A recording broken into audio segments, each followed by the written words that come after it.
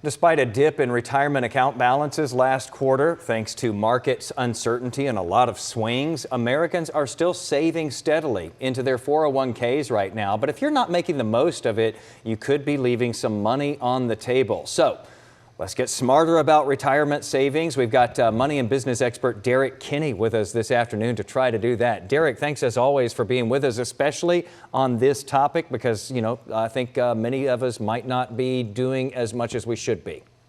My pleasure. Thank you, Jason. Good to be with you. All right. So I know that you're big on the quote unquote free money, and you say don't pass this up. I just ended up talking to one of my kids about this with a job that they just got. What do you mean by that exactly, and how do you make sure that you're not missing out on money that is totally free to you? After all, who doesn't like free money, right? And the key with this is most 401k plans, even 403bs, that's a retirement plan for nonprofits.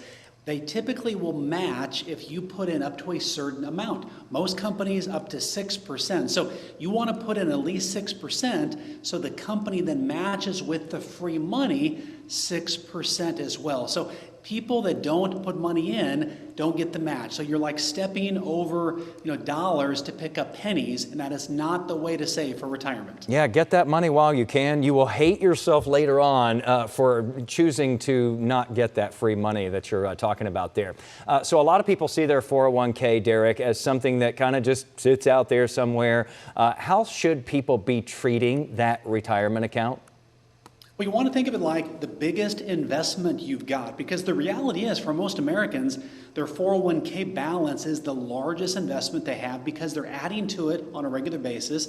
The company may be matching part of that. So you don't want to just keep it on autopilot. If, for example, we see the stock market start to drop, a recession kick in, you can go in and make changes to the account. You could, for example, move all of the 401k into cash inside of it and then gradually move money back into the market if you wanted to. Long term, you probably want to keep it where it is, but think of it like a real asset and make sure that you or your advisor is watching it closely because it's such a large, critical part of your retirement. Makes sense. Now, some employers, they'll offer both a traditional 401k plan, but some also have a Roth 401k, Derrick. I think a lot of people get caught up on, like, what does that Roth thing mean? What is traditional? And it can be kind of intimidating. Which one would you say someone should choose, and what is the critical difference between those two?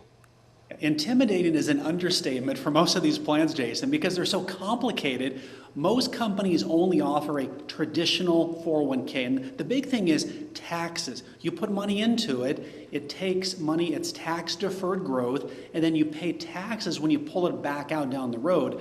A Roth 401k, there's no tax benefit now, but it's 100% tax-free when you pull it back out. And typically, that's the smarter way to go. So for people that have a traditional 401k now, they may want to consider keeping that, but adding money to a new Roth to then help save them a big-time tax bill when they do retire. Okay, good to know there.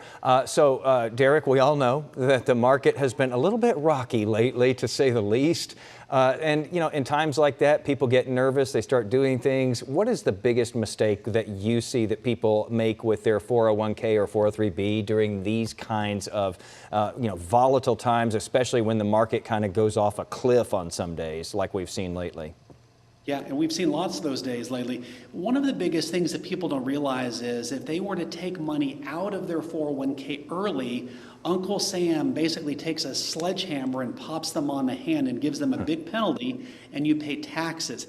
If there's an emergency, you could borrow against the 401k. Again, I'm not recommending that unless it's an emergency type situation, but borrowing against it, then you're paying yourself back and it's costing you nothing in taxes. So you want to be smart. You hate to save 30 years and make one bad decision and it costs you tons of taxes. We want to help our viewers avoid those types of mistakes. Yes, and we all want to like ourselves when we get to retirement and be really happy for those decisions and those sacrifices that we made in those years leading up to it. Derrick, thanks again for the education and for the reminders today and kind of keeping us on the ledge there. My pleasure. Thank you, Jason.